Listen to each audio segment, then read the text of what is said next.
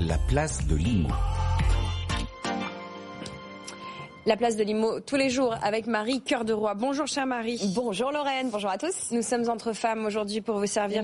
Cécile Roclor est avec nous. Bonjour Cécile. Bonjour Lorraine, bonjour Marie. Directrice des études et de la com d'Empruntis.com. Et ça tombe bien que vous soyez avec nous Cécile, parce qu'on a pas mal d'auditeurs qui ont écouté Marie attentivement hier.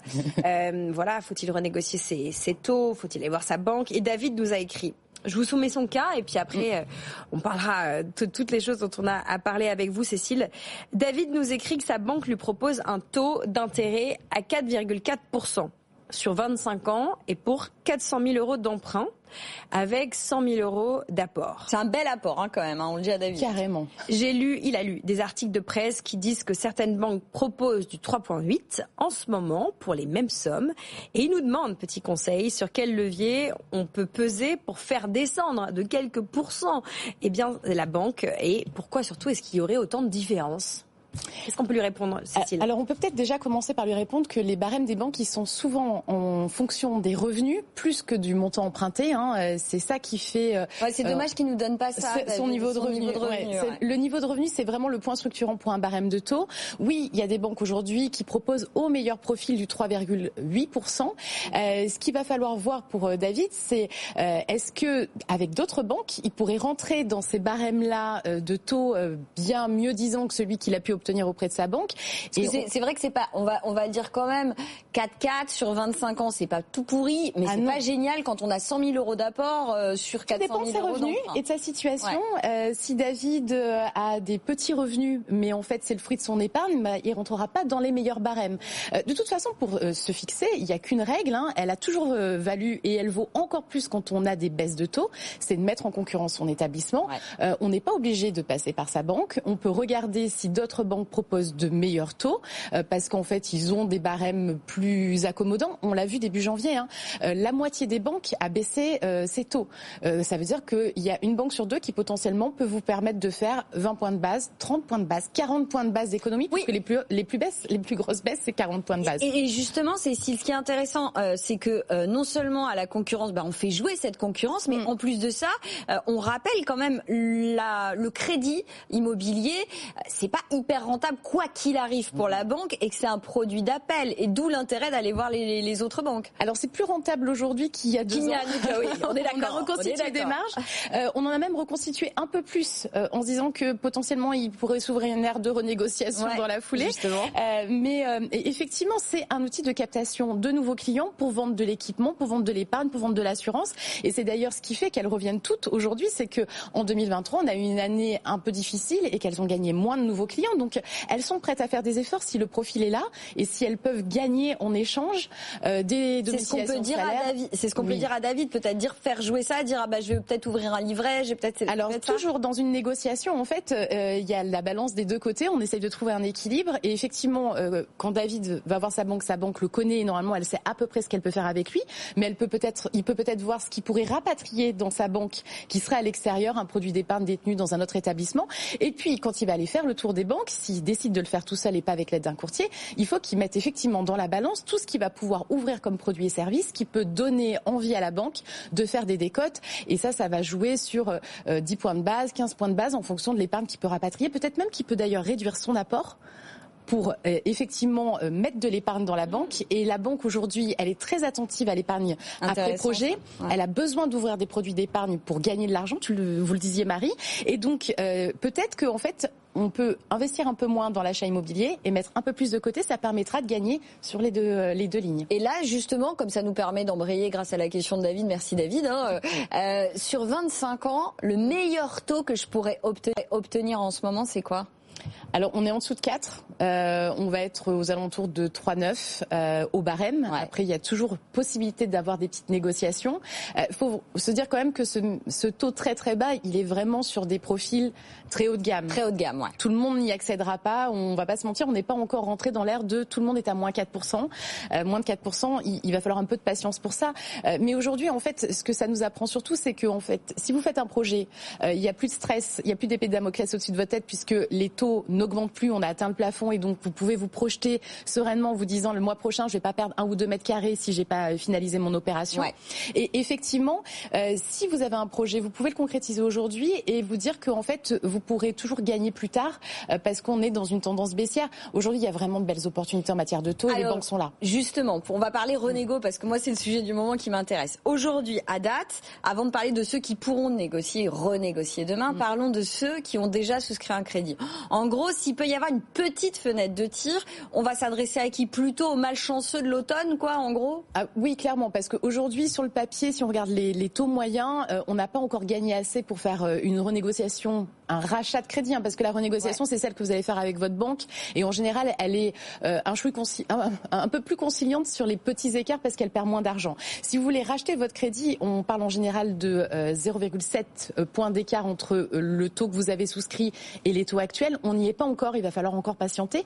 Par contre, si effectivement vous avez été pressé d'acheter, que vous n'avez pas pu négocier votre crédit, que vous avez pris ce qu'on vous a proposé aux conditions pourries, quoi. On a donné l'exemple de ce ménage qui a emprunté à 4,9 sur 20 ans, c'est pas de bol quand même. Alors c'était un petit peu élevé, mais il y a des ménages qui ont emprunté au-delà de 5. On va se rappeler qu'on avait des taux au barème de banque au-delà de 5 il y a encore un mois et demi. Même un mois, en décembre.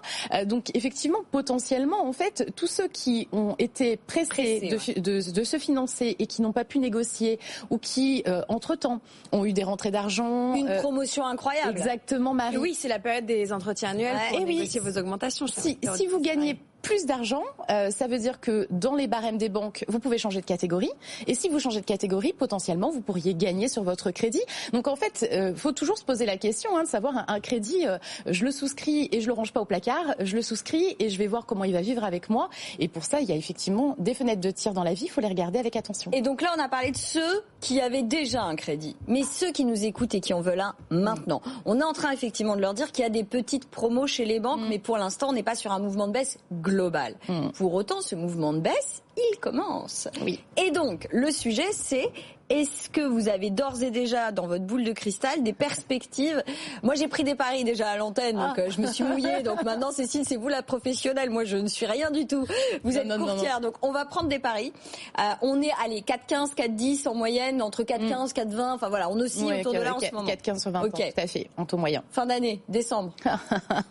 Alors moi, je trouve que c'est l'exercice le plus difficile parce que quand on parle aux banques, elles savent même pas quel taux elles feront le mois prochain. Parce qu'en fait, le coût de l'argent, il évolue tous les jours et donc elle s'adapte. Donc c'est toujours extrêmement difficile de préjuger. Pour moi, si on veut être au moins raisonnable, on peut se dire que de toute façon, quoi qu'il arrive, on finira l'année en dessous de 4 et potentiellement plutôt entre 3,8 et 4 qu'en dessous, à mon sens. Ah ouais, moi j'ai pris un pari à 3,2. Mais en même temps, on avait Thierry Vignal, le patron de Mastéos, qui lui tablait sur 2,5. Donc je lui dis non, 2,5, j'y crois pas. On va peut-être se rappeler que les banques, elles fixent leur marge à partir de, en général, l'OAT, disons, donc la dette souveraine d'État, qu'aujourd'hui on est quand même plutôt autour de 2,8 et qu'il n'y a pas quand même de raison qu'on passe à 1 et qu'il faut en moyenne entre 100 et 150 points de base pour avoir le taux d'un crédit. Donc techniquement aujourd'hui, on devrait... Si on est à 2,8, on est à 3,8 quoi en gros. Exactement, minimum. Donc là, pour être à 2,5, il faudrait qu'on soit à 1,5. 1,5. Mais moi, si je tape sur 3,2, c'est pas inenvisageable en décembre, Cécile. C'est extrêmement optimiste. J'aurais pas joué si bas, mais je suis de nature prudente parce que en fait, préjuger trop vite des taux. Alors après, oui, c'est hors événement exceptionnel aussi, puisqu'on l'a vu, il y a des choses qu'on n'avait pas pu. Les sujets macroéconomiques, c'est un peu la matière difficile. Justement, si on doit renégocier dans ce contexte de taux assez élevé, est-ce que c'est une bonne idée de passer par un courtier, chère Cécile? C'est Franck qui nous dit ça parce que dans les banques, nous dit non. Franchement, j'arrête. Est-ce que voilà, bon, on imagine un peu votre réponse vu votre métier, mais je veux dire. Voilà, et pourquoi j'irai voir un courtier déjà que les taux sont élevés si je veux me rajouter des frais en plus? Alors effectivement, vous allez payer une prestation, mais qui va vous faire gagner du temps et de l'argent parce qu'en général, le courtier est quand même équipé pour faire de la négociation. Après, on va partir d'un postulat assez simple. Si vous êtes un pro du financement, que vous êtes un excellent négociateur et que vous avez le temps de passer au moins 3 heures dans des rendez-vous banques, parce qu'il va falloir faire au moins 3 typologies de banques, et que vous avez une bonne maîtrise des politiques commerciales les banques, vous savez lesquelles consulter en ce moment.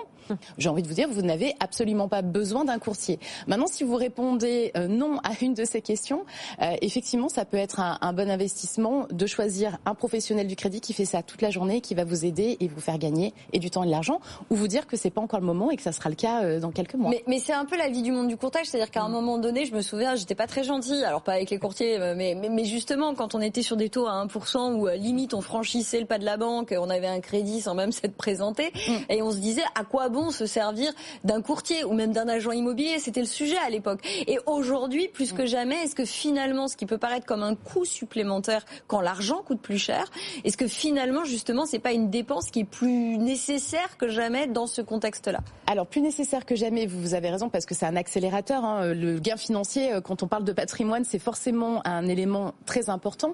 Mais il faut pas oublier que le courtier, en fait, c'est pas juste un chasseur de taux. Quand on parle de renégocier son crédit, on vise effectivement un gain d'argent, mais peut-être qu'en fait, on n'a pas besoin de gagner en mensualité, mais plutôt en coût global du crédit. Là, il va falloir plutôt faire des simulations de raccourcissement de la durée. Peut-être que, entre-temps, vous avez pris une sensibilité un peu particulière aux aléas de la vie et que vous vous dites, en fait, je préférerais un crédit beaucoup plus modulable que celui que j'ai pris ou plus de possibilités de report d'échéance. Et ça, en fait, c'est pas de l'argent tout de suite, mais c'est du confort et ça va permettre à votre crédit justement de pas être rangé dans le placard et de vivre avec vous pour les 20 prochaines années. Donc, un courtier, c'est essentiel pour la partie visible de l'iceberg, le taux, le coût de l'argent, mais en fait, ça apporte beaucoup d'autres services. Alors aujourd'hui, c'est plus valorisé parce qu'il y a des histoires de baisse des taux, mais ce qui compte, c'est aussi de se dire que, en fait, une banque, elle a pas du tout le même profil que celle d'à côté, surtout dans des périodes de tension sur les marges, et qu'en fait, pour trouver la bonne banque, le bon crédit. C'est quoi les frais de courtage aujourd'hui? Alors, en général, c'est plafonné à 1% du montant emprunté. Après, ça va varier. Mais ça, c'est au coût de la banque, non, le pourcentage? Non, c'est l'emprunteur qui mandate le courtier. Donc, effectivement, c'est... Parce que fut un temps, il y avait une somme forfaitaire pour l'emprunteur et un pourcentage pour la banque. Alors, c'est deux choses différentes. Il y a effectivement la possibilité d'être commissionné par la banque sur l'apport d'affaires. Mais le cœur du réacteur, c'est la relation courtier-client, parce que c'est là que se joue le mandat. Et donc, il y a toujours eu un plafond qui était 1% du montant emprunté dans la pratique. Et aujourd'hui, on voit qu'effectivement, le coût d'un courtier, ça va être entre 1 500 et 2 000, 3 000 euros en fonction du montant que vous allez emprunter. Ça peut être un peu plus. Ça se regarde, ça se calcule en fonction du gain aussi. Nous sommes écoutés attentivement. Denis participe à la discussion. Il vient de nous écrire à l'adresse direct@bfmbusiness.fr. Il nous dit que dans une banque généraliste, il vient d'obtenir un taux à 3,74% sur 25 ans pour un investissement locatif. Pas mal. Alors c'est plutôt une bonne opération. Après, il nous dit pas quel est son niveau de revenu et quel est le montant emprunté. Toujours le même nerf de la guerre. Mais il y a un sujet, Cécile, sur les investisseurs. Parce que pour être tout à fait transparente avec vous, les taux incroyables dont je vous parle, ce sont essentiellement des investisseurs. On a beaucoup dit l'année dernière qu'effectivement les banques s'étaient complètement retirées ou voilà, c'était plus difficile. Et là, on sent quand même un retour des banques sur des profils qu'elles avaient presque exclus l'an dernier. En fait, il y a deux choses qui jouent. Effectivement, l'investissement locatif, quand vous êtes dans un marché baissier, que vous avez un vrai risque sur la valeur des biens, vous avez tendance à vous désengager un petit peu et à prioriser plutôt la résidence principale où vous êtes normalement pas sur de la spéculation et donc moins de risques. Et puis, il y avait un deuxième élément, c'est que les enveloppes de financement étaient beaucoup plus petites l'année dernière. Et donc, les investisseurs, en général, ils nécessitent des enveloppes un peu plus conséquentes et surtout, ils rapportent moins parce qu'en général, ils ont moins de domiciliation de revenus. C'est plutôt les loyers. Donc, en fait, on n'est pas sur les mêmes équilibres pour les banques. Et c'est vrai qu'elles s'étaient, pour certaines, retirées complètement de ce marché-là. Depuis la fin de l'année, elles reviennent et elles nous disent, même quand elles avaient arrêté de financer l'investissement locatif, aujourd'hui, je rejoue. Et on a de très bonnes conditions aussi pour les investisseurs parce qu'en fait, elles ont plus de solutions de financement, elles ont plus de budget alloué au crédit immobilier et elles ont besoin de gagner de nouveaux clients et les investisseurs sont des revenus haut de gamme. On en revient à David, notre auditeur initial, avec son taux d'intérêt à 4,4 qui entend parler de 3,8. Il nous précise, on le salue, merci de partager avec nous toute votre situation, cher David, qu'il a 7 500 € de revenus. C'est plutôt confortable, David. Oui, et il va falloir... alors, ça se creuse toujours, parce que les revenus, en fait, est-ce qu'il y a des revenus variables? Le pauvre, il va devoir nous écrire. Non, surtout pas. Mais on veut pas être intrusif de la situation. On veut extrapoler sur. Mais il y a la question du CDI, etc. Mais à ce niveau-là, globalement, il peut avoir mieux quand même, Cécile. Alors, globalement, oui, s'il présente toutes les garanties pour un banquier pour se faire rembourser, parce qu'on est sur de la gestion du risque. Mais techniquement, quand vous avez 7 500 € de revenus, oui, vous pouvez trouver mieux aujourd'hui, c'est clair. Bon, voilà, David. Franchement, nous, on vous conseille, en tout cas, je sais pas si vous pouvez changer de banque, mais voilà. Ça se regarde avec attention, là. Non, très clairement, je vous le dis, David, parce que pour le coup, je parle de Cécile, mais de tous nos autres copains courtiers qui nous transmettent leurs meilleurs dossiers en ce moment. Vous faites partie de ceux que je vois passer avec des taux très bas par rapport à ceux du marché. Attention, hein, on va pas retomber sur du 1%. Mais effectivement, autour de 3,7, 3,8, 3,9, il y en a des profils comme le vôtre. Donc effectivement, 4,4 sur 25 ans, ça me paraît un peu élevé compte tenu de ce dont vous nous parlez, et de vos revenus et de votre projet et de votre rapport. De toute façon, c'est la règle. On compare, on met en concurrence. Mais moi, j'aimais bien votre conseil, Cécile, et je veux le redonner peut-être à ceux qui nous ont rejoints en cours de route dans cette séquence immobilier. Quand on a un gros apport, c'est intéressant de mettre un petit peu de cet apport dans un produit d'épargne, dans la banque dans laquelle vous êtes en train de négocier. Voilà, pour donner envie à cette banque de baisser ses taux dans cette logique de fidélisation. Quand on a un gros apport, ça peut être 100 000 euros comme notre auditeur tout à l'heure, mais peut-être déjà même à partir de 50 000. Dire qu'on ouvre une assurance vie ou un livret. Complètement, Lorraine. Les produits d'épargne, vraiment, une banque pour prêter, elle a besoin de produits d'épargne. Elle a besoin de collecter de l'argent. Donc elle est très attentive à ça quand elle a des tensions et quand elle sort de tensions importantes sur les marges. Et puis Marie le rappelait, hein, c'est un produit de conquête, le crédit immobilier. Je ne fais pas ça pour gagner de l'argent sur le crédit immobilier, je veux pas en perdre, mais par contre je le fais pour ouvrir d'autres produits et l'épargne, c'est stratégique pour elle. Et juste un mot, puisqu'on parlait du retour des banques sur les investisseurs locatifs, on a vu aussi que tout cela correspond aussi aux règles du HCSF, le Conseil pour la stabilité financière, le régulateur en matière de crédit immobilier.